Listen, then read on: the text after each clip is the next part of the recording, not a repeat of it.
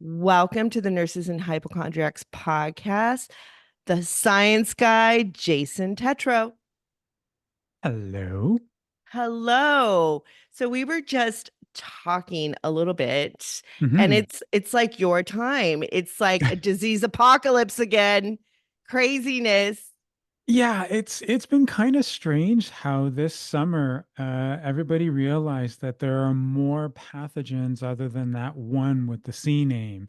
That's And right. it's been fascinating. I think the one that really got me the most sort of attention, though, was the idea of the Olympics because they wanted to have everybody swim in the Seine River, which you could not do for 100 years because of a number of big issues. And sure enough, I mean, people would be asking me, well, they're going ahead with it. What do you think? I'm like, well, let's just wait 4 days and see how many people end up sick. And sure enough, after 4 days, people ended up getting sick, and they all called me and they're like, wow, you're right. I'm like, yeah, that's how microbes work." Well, people were getting out of the sun and throwing up.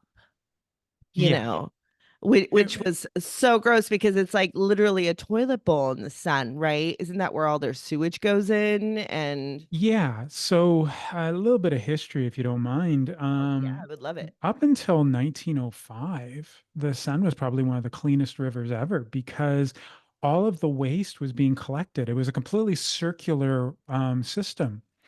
And then when that was completed, everything was going really, really well. And then in 1905, the Italians, I think it was, had the idea of doing a sewer system where it would go to one place where it would get treated and bleached and everything. And they did that. But the problem is that water goes where water wants to go, and it ended up actually going into the river. And while they thought, well, this is never going to be a problem, by the time 1923 came around, they were like, no one can really swim in here. And it's just been like that for 100 years until they created this new bassin, which is this big giant tub, if you will, underneath the city of Paris. And that was supposed to help to reduce the load going in. But because there's already 100 years worth of stuff in the river, without the protests, mind you, it was going to be very difficult. They needed like 4 days of complete sunshine with very high temperatures and very little disturbance of the river itself, even upstream, for them to have any chance. And well, that just never happened. Yeah, yeah, that was just I was getting people sending me all these screenshots or all the videos of the people throwing up. Like, Yeah. I think what did they do, like a triathlon or something? Yeah, And so that was the goal, was to do the triathlon and the marathon swimming. Now I know that they did the triathlon and that didn't end very well for a lot of people. And of course, people would be like, "Well, Jason, how do you know that it wasn't something that occurred in, the Olympic Village, or maybe it was something they ate?" And it's like, have you ever done infection prevention control? Like, if it came from a place where there's a mass gathering of people who are eating, how many of those people who are in the mass gathering who are eating are going to get sick? A lot. Did you hear yeah. of that happening? No. Then it did not happen from the food. No. It's And like, I've done triathlons myself. You drink a lot of water. yeah, I mean, you drink a lot of water and you get out and yeah, people do puke, but yeah, this was like excessive. Like you were just like, wow, these people are sick, yeah, you know. exactly. And that's essentially what happens. And I mean, it happened in Rio back in 2016. It's happening here again. I'm sure it'll happen again in the future with some other polluted waterway. It's just that's the big problem. California. And California is having an overgrowth of bacteria, like in all their beaches yeah, in Los Angeles, like Malibu, I think Santa Monica, they've just shut down, or it's like a high bacteria warning or something, oh yeah. which is so sad. I mean, I was in Ventura in July and the waters were brown. And I was just like, Mm, either overgrowth of the seaweed, yeah, because that'll, what is that, red tide, or it turns like the beach is yeah. brown or whatever. But still, I was just like, this does not look healthy to swim in, you know? Yeah, Exactly. Well, I mean, the thing is that algae likes to grow pretty much everywhere that there's any kind of nutrients, right? And one of the problems that even here in Edmonton, which is so many more latitudes above you north, and we're having algae problems as well in our natural waterways, just because there's that eutrophication that's going on. But yeah, if you end up with something like a Karenia brevis, which causes the red tide, then not only do you have a problem with the toxin in the water, you have a problem with the toxin in the air as well, because the water is carrying that toxin. And so you have to evacuate the beaches, which is really, really troublesome. Wow, that is so crazy. But another crazy thing that's happening are all these mosquito illnesses or vector illnesses. That's what they're called, Yeah. right? Vector illnesses. Like, and you are the Zilka guy. Like, that is kind of mosquitoes are your thing, right? Well, look, when you're talking about pathogens, 70% of them are coming from animals anyway. And we can kind of control some of the ones that come from four-legged animals, but it's very difficult to control the ones that are coming from six and eight-legged animals. And unfortunately, we've been having a massive amount of attention being paid to several of the viruses that are spread. Now, back in the day, we would be like, "Oh, yellow fever or dengue," and that would be it, right? And then Mhm. back in 2006, we added another one, West Nile virus. That's bad. It's Oh a really yeah. bad one, Yeah, right? I've taken care of a patient with West Nile virus like Yeah, many years ago, a long time ago, probably 20 years ago now, when I was a bedside nurse. And she was young. She was a teenager, 14, but she was like paralyzed. yeah. It was very, very sad. So I don't know whatever happened to her, but Oh, I know. yeah. And so you've got those, and then all of a sudden chikungunya showed up in the Caribbean where What's people were having. chikungunya? So that's another one of these Bunia viruses that can cause problems. And it gets into your joints and essentially Ooh, causes arthralgic conditions. Yeah, it's not fun at all. So then there was that one. And now this year, out of nowhere, we've got a new one that's just sort of coming around, which very few people have ever heard of. It's called Eastern Equine Encephalitis virus. Now, it's been around for a while, but really it's only been affecting people in the Northeast, like in New like York in State and Boston. maybe Michigan. Yeah, Boston as well. Yeah, And what's like really funny is, 1913 or something, it came out. yeah, So it just in that area, which is very odd. well, and the thing is when you do the genetic studies, what you realize is that it's not native to that area. It's actually from Florida. Wow. So it's a combination of migratory birds and the mosquito population dynamics in that area that's leading to it. It's just the fact that one of the mosquito species that are in the Northeast and now moving over to towards Michigan happen to be a vector or a carrier of this particular virus. So it becomes a problem in that area. So it's not a viral problem, it's actually a mosquito problem that you're dealing with.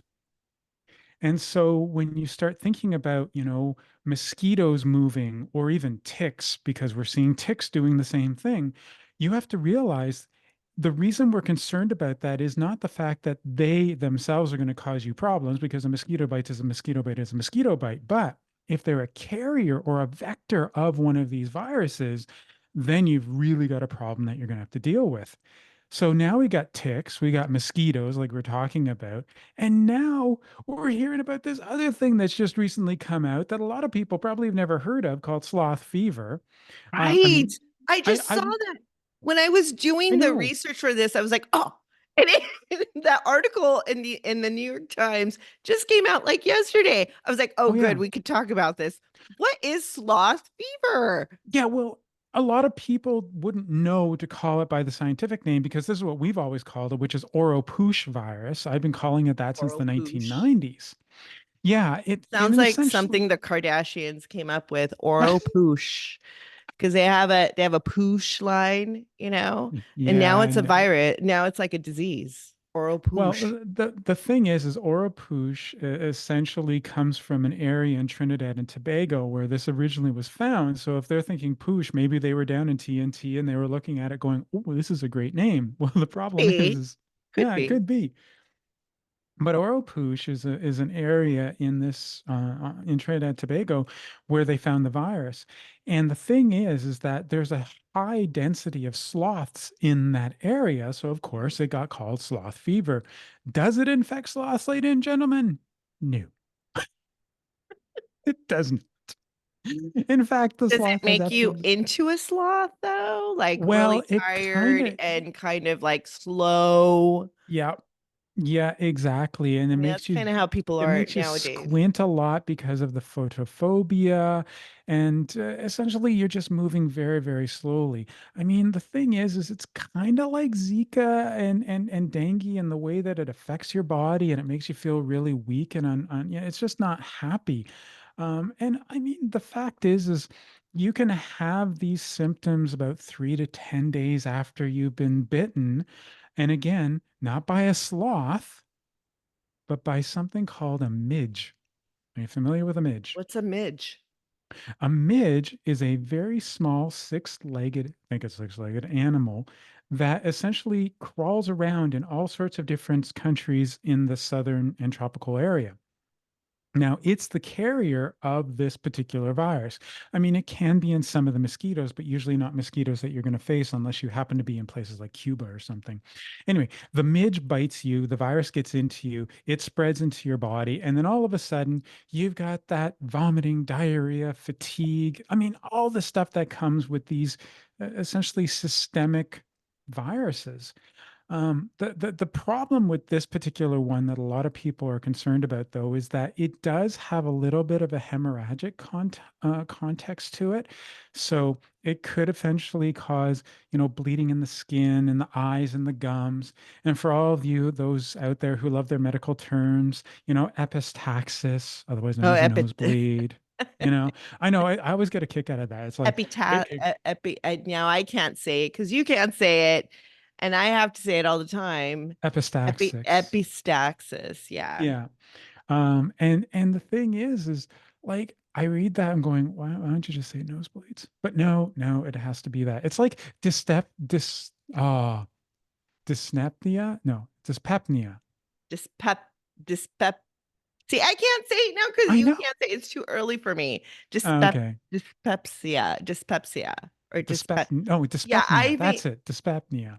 You can't breathe. dyspepsia. Oh, dyspepnia. Okay, I Yeah. was thinking of dyspepsia, like just the stomach one, the Yeah, stomach dyspepsia I dyspepsia. can do because that stomach and bad things happen with Helicobacter pylori. But yeah, no, but and I read these and I'm like, why don't you just give us the English version?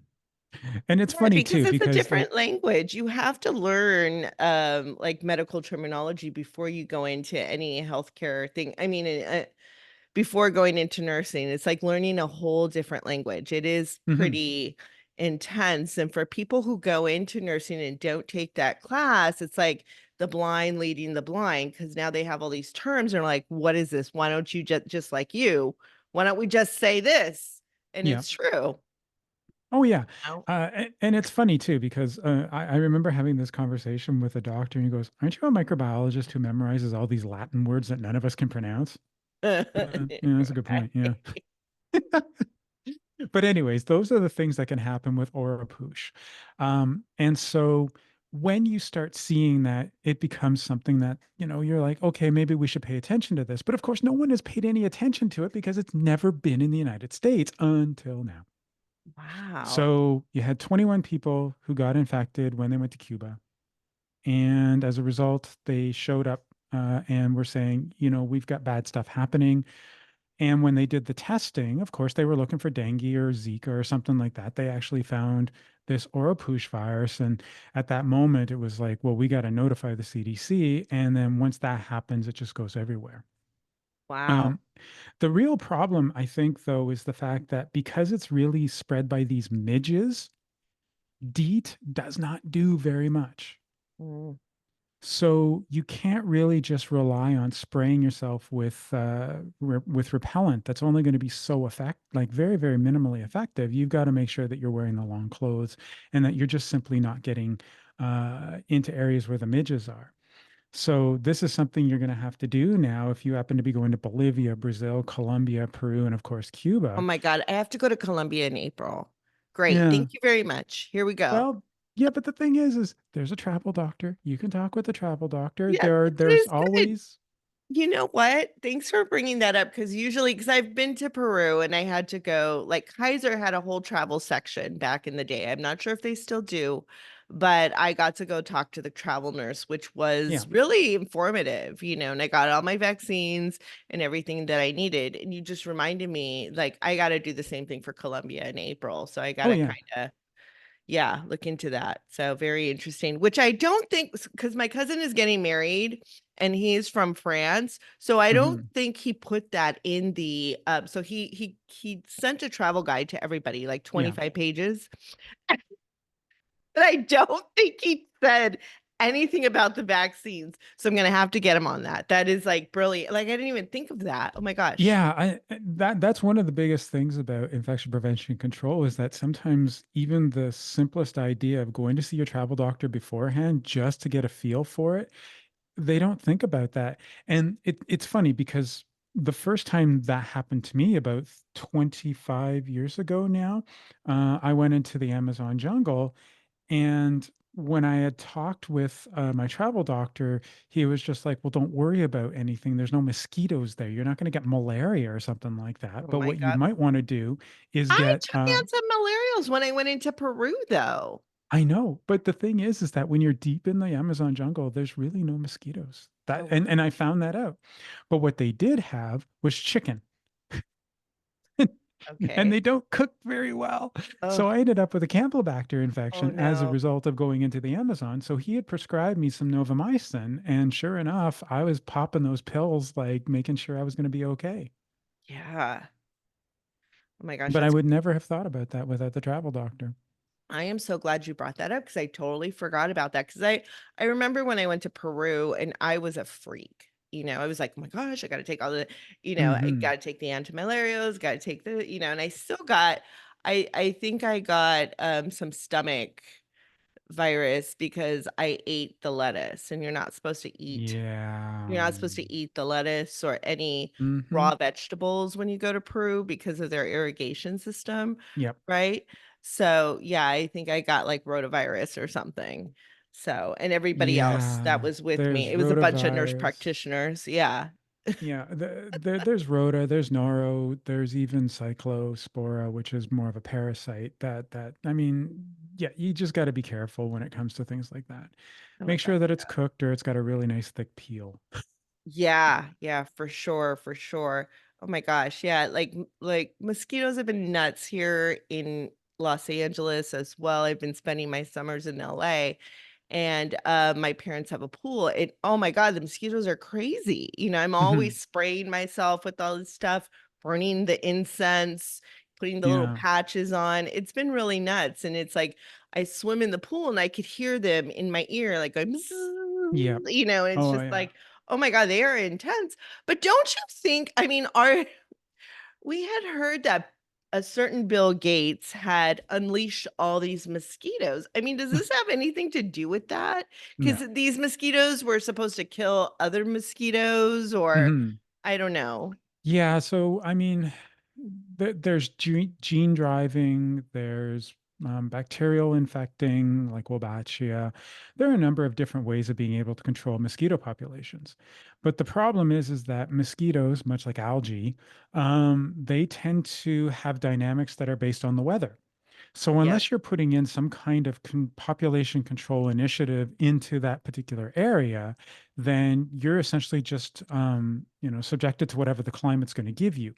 And so up in the Northeast, because of the type of season that they've had a wicked, wicked mosquito season. So as a result it's of been that, humid. Eastern equine is going around like crazy. In California, you're going to have the same thing because you're also having a very high concentration of the mosquitoes. However, you're not going to have to worry about Eastern equine encephalitis virus because the bird populations don't go towards California that are coming from Florida. What you do need to be worried about is the ones that are coming up into California, which are carrying the West Nile virus. And Oh my so God, for yeah. you, West Nile virus is going to be the biggest concern. And I mean, we've heard about this now for 20 years. I think everybody's pretty familiar with West Nile virus. But of course, everyone still thinks that it's the thing that causes microcephaly in kids. It does. But the thing is like that's the worst of the worst of the worst. Most people are just going to have the usual fever, headache, tiredness, body aches, arthralgia. I mean, those are the types of things that you're going to have, and it's going to be self-limiting and you're going to get rid of it. Um, but you don't want to have that.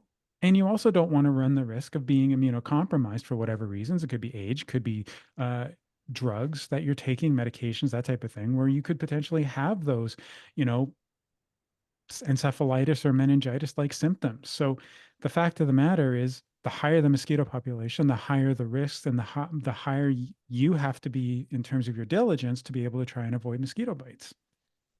For sure. And then boost up your immune system, right? I mean, because only certain people get bit. It's like if you're more like ascetic, I think Mhm. they'll bite you more. Yeah. Because there's some people that don't get bit, and then there's some people that do get bit, Mhm. and it's all about your sweat, right? It's the carbon dioxide, because they sense carbon dioxide when they're flying. So if you happen to be emitting a lot of carbon dioxide, and that basically is a combination of the activities that you're doing, the lifestyle that you have, and just sort of what your body metabolism is like, it will come towards you.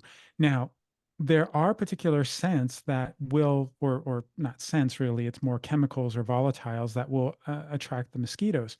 And it's funny, I remember this. I think I actually talked about this on my show, the Super Awesome Science Show, where there was a person who was working with microbes to come up with a way of being able to spread something on your skin from the microbes that would actually prevent the mosquitoes from being attracted to you. I think it was from Pseudomonas aeruginosa or something like that. Oh, So wow. the reality is, if you can come up with something that will mask your natural CO2 plus volatiles, and this is where DEET comes into play, then you're going to be okay. But if you happen to be a large emitter of CO2 and you're using something that doesn't have a strong repellent activity, you may still end up getting bit. That's me, a lot of CO2. I Don't mean, worry, I've been accused of a yeah. lot of hot air as well. So, Yeah, my parents have a lot of like tomatoes and basil. They're Italian, so they have a lot of that by the pool. mhm, And I would sit out in the mornings and have my coffee, and it's yeah. just like there I go getting attacked. But I like would Mhm. set my whole mosquito repellent area up, Oh yeah. you know. Well, and I think the big problem with being in California isn't just the fact that it's the mosquitoes, because when it's really damp and humid and everything, the mosquitoes come around, and that's not a great thing. But then if you get the hot, dry weather, not only do you have to worry about the forest fires, but you also have to worry about valley fever. And this is where we Right. get into one of those names that, of course, no one can pronounce, and I can barely pronounce it myself, coccidioidomycosis. It's just Coccidio, yeah, coccidio mycosis, coccidioidomycosis. Yeah. right? And it's We've done caused a couple by of episodes. coccidioides. Oh, Yeah, you've done the we've valley done two fever. episodes with there is because it's very insidious in like Bakersfield, California. Oh So I yeah. had an advocate come out and she was just really because nobody believed it for Yep. years, you know. It was just this thing and nobody very paid attention to it. And it's Hmm. mostly a lot of the people in the prison population would get it. One of my friends who worked in the prisons out there in Bakersfield came on and he was talking about, he was like, yeah, and they don't even care about the prisoners who have it, because Hmm. they didn't know for a while what it was. And this was back in 2017. And now it's Yeah. trending again because of all the festivals that they're having Yeah. in the desert areas. But go ahead Yeah. and I cut you off. No, no, it's fine. I mean, the thing is that you're absolutely right. And it's spreading. It's sort of in the northern Midwest now. It's in the Pacific Northwest. Like it's just going around. I'm hearing that it potentially could be crossing over into Canada. It's a fungus. And Right. and this particular fungus is essentially just growing in very comfortable areas. And then when it starts to get very dry and dusty, it creates these spores. The spores get into the dust and the dust gets into you. Now, granted, there's not a guarantee that you're going to get sick. And it's going to take like 1 to 3 weeks before that happens. Um, And again, it's one of these self-limiting things. Yeah, you have the fatigue, the cough, the fever, the shortness of breath, the night sweats, all of that stuff. But we get that with flu, we get that with anything. Okay. But when you look at this particular one, if again you start having secondary factors like secondary bacterial infections or anything like that, then it could lead to more serious chronic illness. And that's really where we're concerned at the moment is having a lot of people who have concerns because their immune systems are not particularly all that great, getting long chronic problems as a result of this infection. Now, Well, I think that the problem was as well, was because they were not treating it the right way. They were treating it like a pneumonia and just giving people yeah. antibiotics when they Mhm. really should have been giving them antifungals.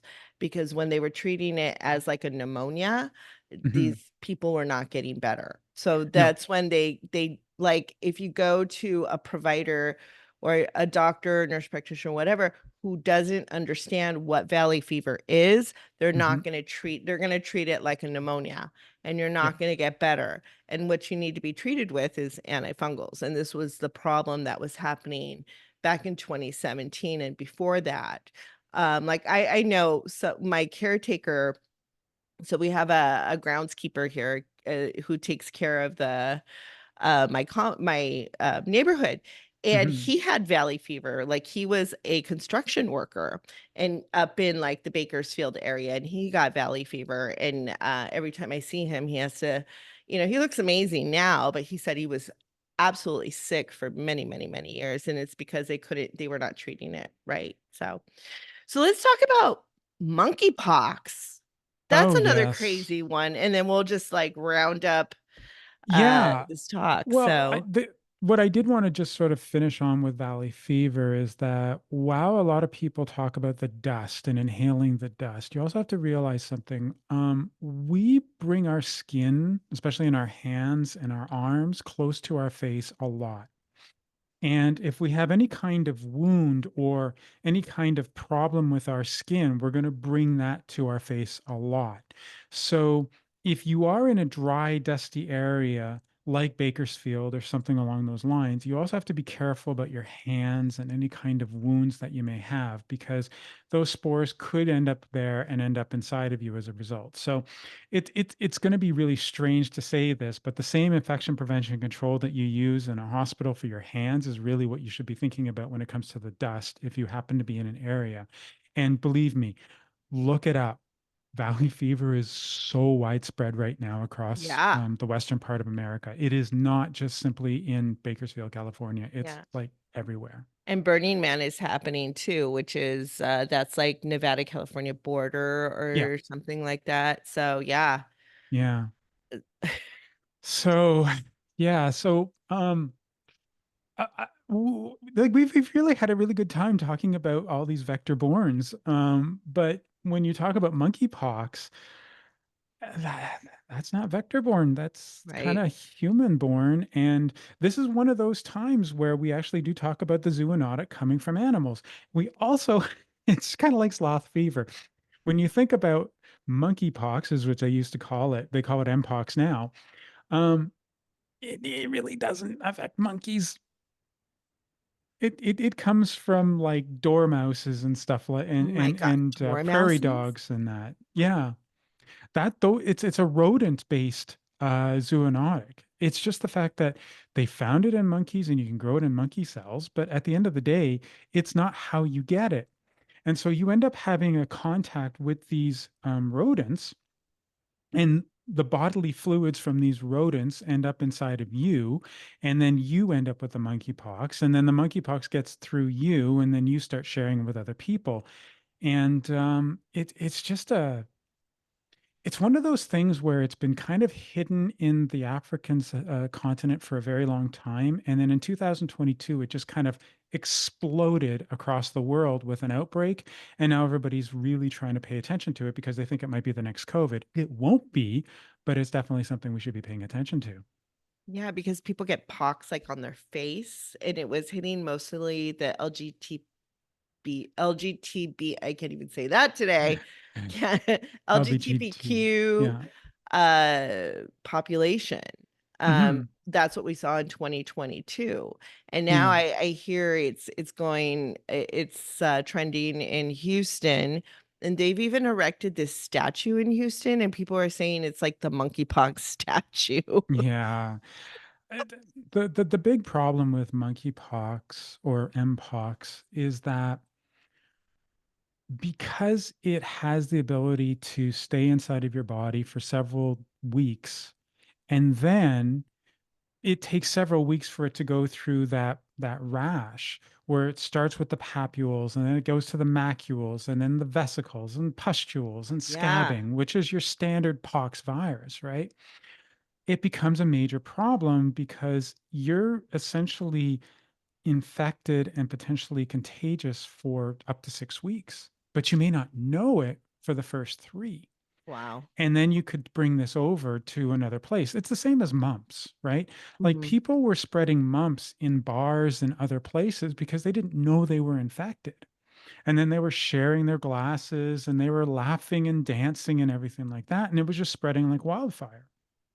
That's the same type of thing that we're seeing with this particular virus. I think the big issue that a lot of people have though is that, unlike flu, which we kind of see as seasonal flu, and then there's this rare avian flu, which could potentially kill you. There are two major clades of monkeypox that are circulating quite well. And one of them has like a 10 times higher fatality rate than the other.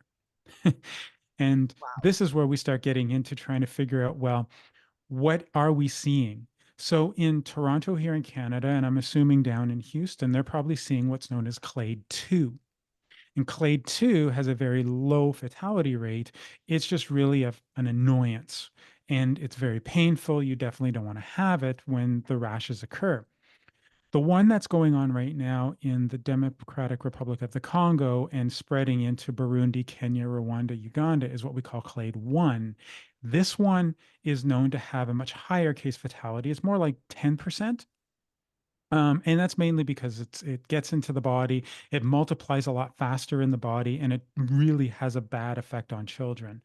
But at the same time, a lot of people are afraid that what's circulating here in North America is the same one that's circulating there. It's not, but getting that message across is very, very difficult. Yeah, that's so interesting. But how does monkeypox get transmitted? Is it droplet spread? Is Yeah, it it's droplet. okay. All Yeah, right. there's no aerosol spread when it comes. Like, okay, I always get in trouble whenever I get into this.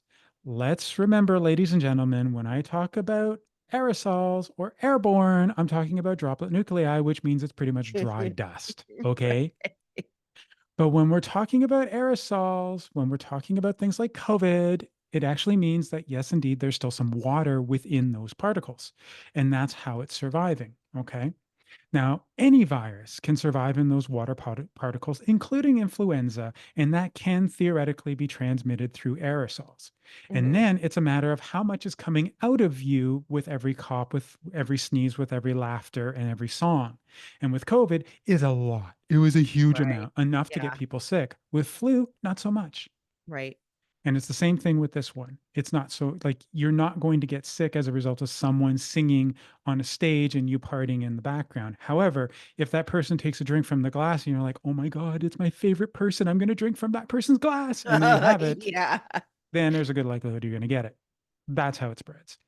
Wow, awesome. Well, this has been such a fun talk. Thank you so much for coming on.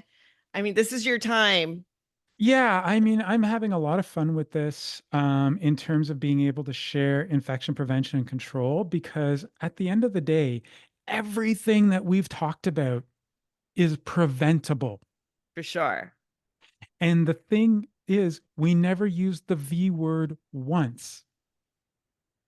Yes, it exists. There's one for monkeypox. There's one for flu. There's one for COVID, the C word, right? Like you can do that. But even if you don't want to do that, you can still prevent yourself from being infected. Yeah, and just like lower down your sugar intake, lower down your carb intake, get boost up your immune system with good vegetables and eating healthy, lower your alcohol intake for sure, right? Yep. Yeah. All right. If you can help your immune system to become a little bit healthier, a little less inflamed, it's going to go a long way. No doubt about that at For all. sure. And that's I think the ticket right there is decreasing inflammation right there in your body, in Yep. your gut, especially. Well, thanks so much, Jason. You'll have to come out to Palm Springs. We're getting into snowbird season in October. Yeah, that's when all the Canadians come down. Yeah, I You got to know? get myself down there one of these Yeah, days. yeah, for sure. It would be so much fun. For sure. Let me know. All right. Cool. Thank you so much. Till next time. Until